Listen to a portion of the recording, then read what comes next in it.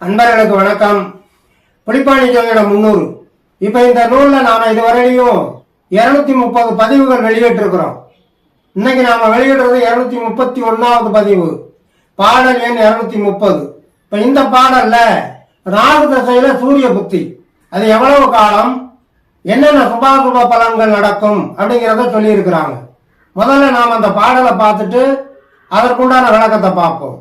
ஆகுமே ராகு திசை சூரிய புத்தி, அருளில்லா மாதமது 10 ஆகும், ஏகுமே நாளதுவும் 3 ஆகும், என்ன சொல்வேன் அதன் பலனை இயம்ப கேளு, போகுமே சத்துருவால் வியாதி காணும், பொருள் செலவு பூமி முதல் சேதமாகும், சாகுமே நாள்தோறும் சண்டையாலே, சதிரான பூமி முதல் காலி போமே அப்படின்னு முடிச்சிருக்கிறார் இந்த பாட்டை. இப்போ முதலடியில பாத்தீங்கன்னா ஆகுமே ராகு திசை சூரிய புத்தி, அருளில்லா மாதம் அது 10 ஆகும் அப்படின்னு சொல்லிட்டு அடுத்த அடியில ஏகுமே நாளதுவும் 3 ஆகும் அப்படிங்கிறார். அப்ப 10 மாதம் 3 24 நாள், 10 மாதம் 24 நாள் ராகு தசையில சூரிய புத்தி நடக்கிற காலம். அந்த காலத்துல என்ன பலாபலன்கள் அப்படிங்கிறத தொடர்றாரு.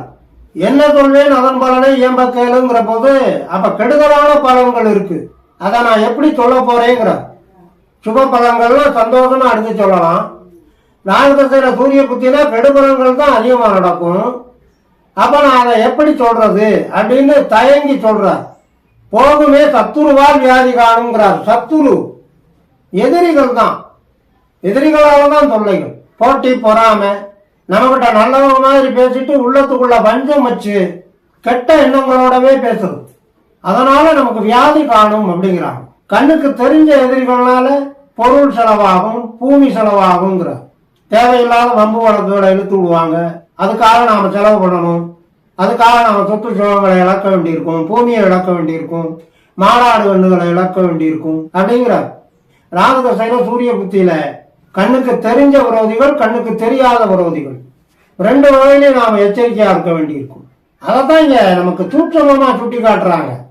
இறுதி அடியில சொல்லும் போது சாகுமே நாள்தோறும் சண்டையாலே, சதுரான பூமி முதல் காலி பூமிங்கிறார். சதுரான பூமி 4 வகை பூமிங்கிறார். நஞ்ச புஞ்ச வீட்டு மனை இந்த மாதிரி சண்டையினால போகும்னா அர்த்தம். அப்ப எதிரிகள் சொல்லதான் கண்ணுக்கு தெரிஞ்ச எதிரிகள். காளி பூமிங்கிற போது காளிகள்னு சொன்னாவே நாற்கால் ஜீவன்கள், மாடாடு கண்ணு அந்த மாதிரி நாம வளர்க்கக்கூடிய பிராணிகள், அவைகளுக்கெல்லாம் ஆபத்து வருங்கிறார். ராகு தசையில சூரிய புத்தி, அந்த சூரிய புத்தியிலேயே பாதகமான அந்தர காலங்கள் நடக்கும் போதுதான் இந்த எதிரிகள் தொல்லை, துன்பங்கள், துயரங்கள், நஷ்டம், நாற்கால் ஜீவன்கள் இழப்பு, கண்ணறி, பில்லி, ஏவல், சூனியம், இதனால எல்லாம் அந்த ஜாதகனுக்கு பாதிப்பு வரும்.